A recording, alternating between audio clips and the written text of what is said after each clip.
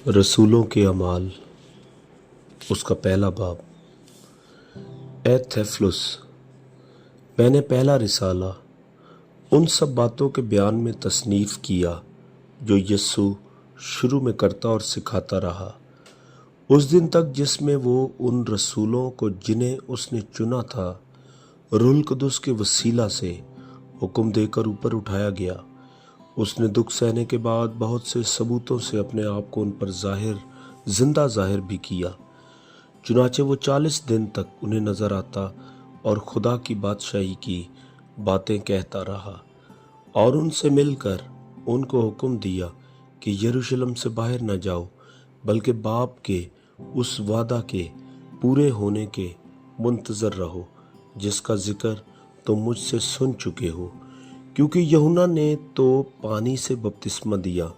मगर तुम थोड़े दिनों के बाद रूहुल कुदुस से बपतिस्मा पाओगे। बस उन्होंने जमा होकर उससे ये पूछा कि ऐ खुदावंद, क्या तू इसी वक्त इसराइल को बादशाही फिर अता करेगा? उसने उनसे कहा, उन वक्तों और मयादों का जानना जिन्हें बाप ने अपने ही इख्तियार में रखा है तुम्हारा काम नहीं, लेकिन जब रूहुल कुदुस तुम पर नाजिल होगा तो तुम कुव्वत पाओगे, और यरूशलेम और तमाम यहूदिया और सामरिया में बल्कि ज़मीन की इंतहा तक मेरे गवाह होगे। ये कहकर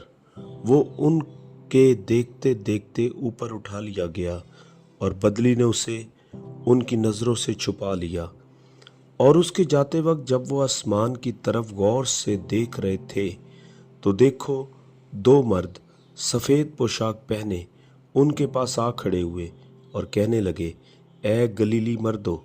तुम क्यों खड़े आसमान की तरफ देखते हो? यही यीशु जो तुम्हारे पास से आसमान पर उठाया गया है, इसी तरह फिर आएगा जिस तरह तुमने उसे आसमान पर जाते देखा है। तब वो उस पहाड़ से जो जैतून का कहलाता है और यरूशलेम के नज़दीक सब्बत की मंजिल के फासले पर है, यरूशलेम को फिरे, और जब उसमें दाखिल हुए तो उस बालाखाना पर चढ़े जिसमें वो यानी पतरस और यूहन्ना और याकूब और इंद्रियास और फिलिप्पुस और तोमा और बरतलमाई और मत्ती और हलफई का बेटा याकूब और शमौन ज़ेलोतीस और याकूब का बेटा यहूदा रहते थे। ये सब के सब चंद औरतों और यीशु की माँ मरियम और उसके भाइयों के साथ एक दिल होकर दुआ में मशगूल रहे। और इन्हीं दिनों पतरस भाइयों में जो तखमीनन 120 शख्सों की जमायत थी खड़ा होकर कहने लगा, ए भाइयों, उस नविश्ता का पूरा होना ज़रूर था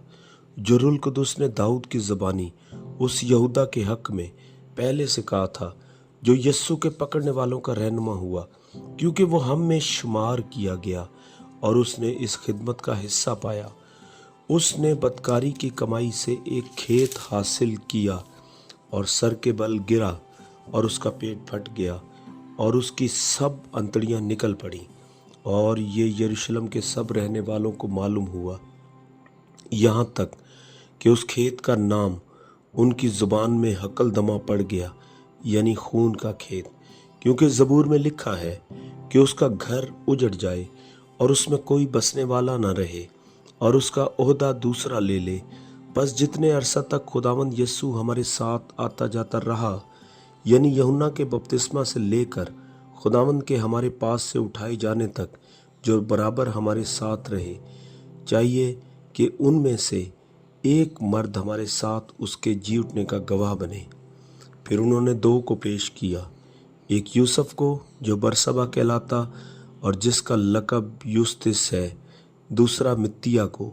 और ये कहकर दुआ की कि ए खुदावंद,